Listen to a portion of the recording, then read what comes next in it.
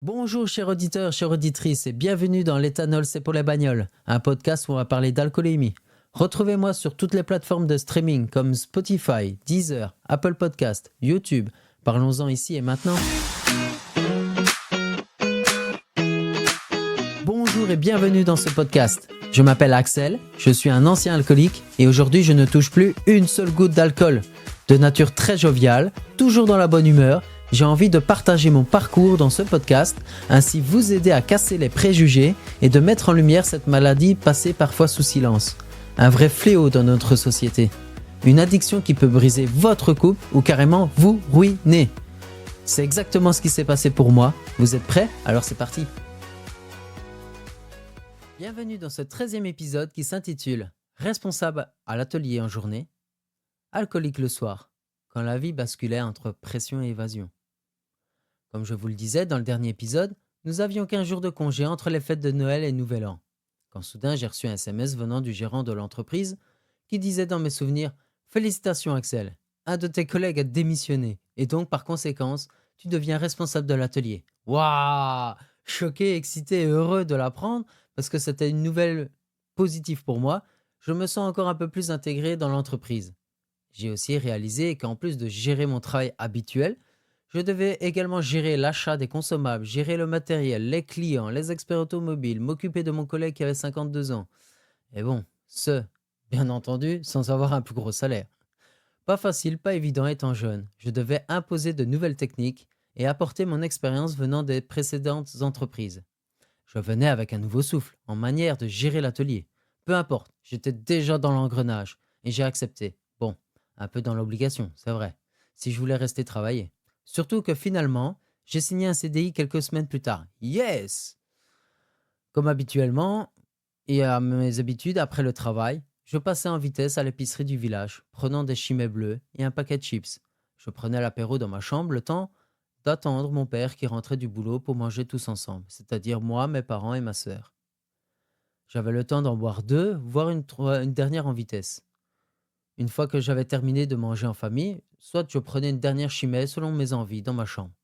Tous les vendredis, juste après le travail, avec mes collègues et le responsable, on buvait des casiers de bière dans l'atelier. C'était une manière de rassembler et de resserrer les liens dans l'entreprise.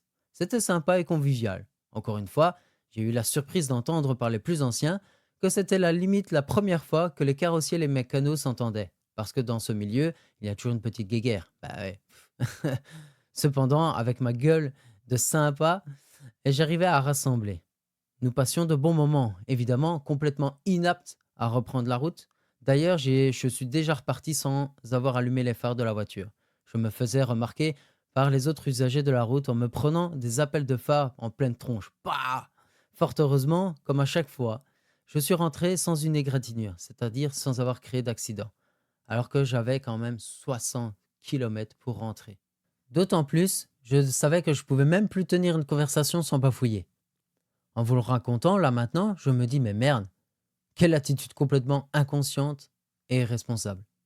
Je disais bonjour à mes parents de loin et j'allais m'isoler dans ma chambre, dormir et cuver. Je ne vous raconte même pas comment le lendemain j'avais la tête dans le cul, fatigué, mais je me disais que j'avais passé une bonne soirée. Ça m'est même déjà arrivé de rentrer beaucoup plus tard que d'habitude. Mes parents étaient déjà au lit, ne voulant pas faire de bruit, je me suis affalé sous le lit clic-clac, dans la pièce de jeu au rez-de-chaussée. Le lendemain, je me suis réveillé tout habillé, avec encore le sac sous le dos. Oh, du grand n'importe quoi. Mais je me disais, ouf, que ça fait du bien de marquer un temps d'arrêt entre la semaine de fou et le week-end. Sauf que je buvais aussi la semaine. Sans me rendre compte, je mettais en danger les usagers de la route et moi-même.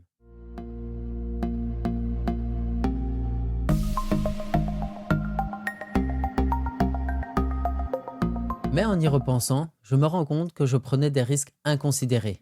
Après quelques bières, je n'étais vraiment plus en état de conduire. Mais je prenais quand même la route. J'ai eu de la chance de ne jamais causer d'accident.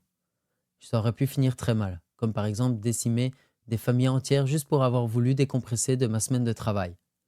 À force de croire que je gérais, je ne me rendais pas compte à quel point je mettais en danger non seulement pour moi-même, mais aussi des autres usagers de la route. Aujourd'hui, avec du recul, je comprends que ces moments soi-disant de détente étaient en réalité des situations où je perdais le contrôle.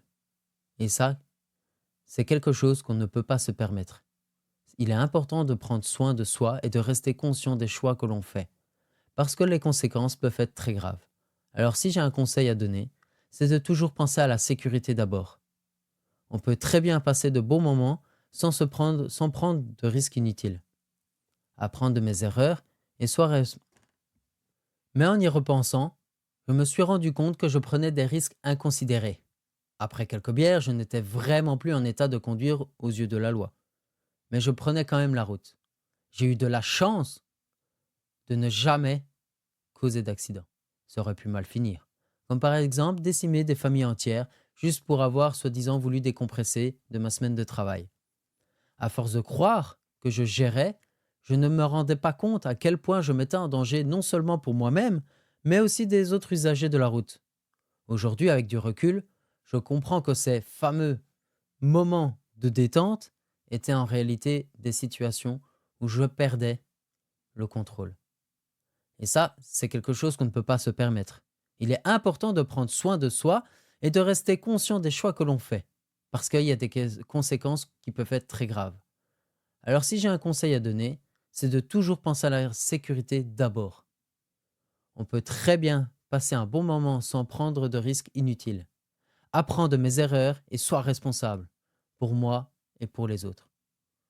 Je vais à présent parler à moi-même avec du recul, comme si j'avais un petit Axel au-dessus de mon épaule.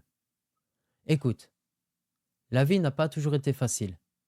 Ce sont les défis qui nous forgent et nous rendent plus forts. Chaque jour, on a l'opportunité de grandir, d'apprendre et de devenir une meilleure version de soi-même, de nous-mêmes. Ne laisse pas les difficultés te décourager. Souviens-toi que je suis là pour toi et pour toujours. On avance ensemble, pas à pas, peu importe ce que l'avenir nous réserve. On trouvera toujours une situation. Ce n'est pas grave de tomber. L'important, c'est de se relever. Crois en toi, parce que moi, je crois en toi. On y arrivera toujours. On l'a toujours fait. Fais de ton mieux et sois fier de ce que tu accomplis. Même des petites choses, je suis là pour te soutenir. Je sais que tu en as en toi. Tout ce qu'il faut pour réussir d'ailleurs. Merci de m'avoir écouté. La suite sera dans le prochain épisode qui s'intitulera Le masque de la fête, une vie entre alcool, amitié et solitude.